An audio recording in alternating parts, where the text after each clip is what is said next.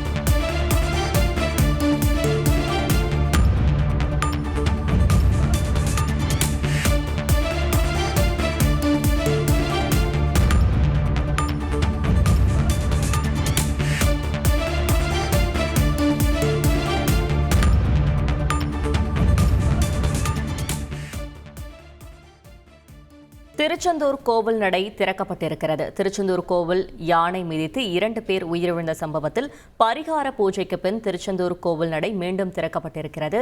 இது பற்றின மேலும் விவரங்களை செய்தியாளர் ராமசுந்தரம் வழங்கிட கேட்கலாம். ராமசுந்தரம், வணக்கம். இது தொடர்பான முழு விவரங்கள். திருச்செந்தூர் கோவில் யானை தெய்வானை மிதித்து பாகன் மற்றும் அவரது உறவினர் சம்பவ இடத்திலேயே உயிரிழந்த சம்பவம் தொடர்பாக விசாரணையானது நடைபெற்று வருகிறது. கோவில் வளாகத்துல 2 பேர் உயிரிழந்த நிலையில கோவில் திருநடை அடைக்கப்பட்டு பரிகார பூஜைகள், சாந்தி பூஜை, பரிகார பூஜைகள் எல்லாம் செய்யப்பட்டு தற்போது நடையானது மீண்டும் திறக்கப்பட்டிருக்கிறது.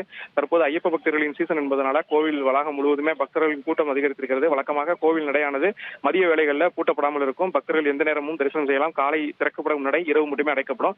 இன்றைய தினம் இந்த இருவரானது உயிரிழப்பு சம்பவத்தை தொடர்ந்து தற்போது கோவில் நடை சுமார் 45 நிமிடங்கள் அடைத்து வைக்கப்பட்டு சிறப்பு பூஜைகள், பரிகார பூஜைகள் மற்றும் சாந்தி பூஜைகள் எல்லாம் செய்யப்பட்டு தற்போது மீண்டும் நடை திறக்கப்பட்டு பக்தர்கள் தரிசனத்திற்காக அனுமதிக்கப்பட்டிருக்கிறார்கள். யானை மிதித்து உயிரிழந்த சம்பவம் தொடர்பாக தற்போது வனத்துறை அதிகாரிகள் விசாரணையை மேற்கொண்டிருக்கிறார்கள். மாவட்ட வன அலுவலர் ரேவதி ராமன் தலைமையில விசாரணையானது நடைபெற்று வருகிறது.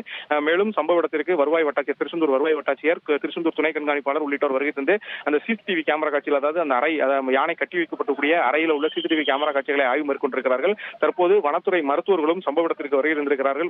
மருத்துவர்கள் யானையை பரிசோதனை செய்து கொண்டிருக்கிறார்கள். மருத்துவமனை தற்காலிக பொருட்கள் எல்லாம் கொண்டு வரப்பட்டு உடனடியாக இந்த பரிசோதனையானது அங்கேயே செய்வதற்கு உத்தரவு பிறப்பிக்கப்பட்டிருக்கிறது. மாவட்ட வன அலுவலர் முன்னிலையில் அந்த பரிசோதனையும் நடைபெற்று வருகிறது. இந்து சமய அறநிலைத்துறை அதிகாரிகளும் சம்பவம் தொடர்பாக அந்த விசாரணையை மேற்கொண்டிருக்கிறார்கள். தொடர் விசாரணையும் நடந்து வருகிறது. அந்த உயிரிழந்த துணைப்பாகன் மற்றும் அந்த சிசுபாலன் இருவருமே இருவரது உடலுமே நிலை திருச்செந்தூர் மருத்துவமனையில் வைக்கப்பட்டிருக்கிறது. சிசுபாலனும் யானை பாகன் என சொல்லப்படுகிறது. அவர் உயிரிழந்த மற்றொரு துணைப்பாகனின் உறவினர் என்றும் சொல்லப்படுகிறது. தற்போது அந்த விவகாரம் தொடர்பாக விசாரணையும் நடந்து வருகிறது. தகவல்களுக்கு நன்றி Ramasundaram. KLM Maxava Gold Loan முன்னேற்றத்திற்கான வழி எல்லோருக்கும்.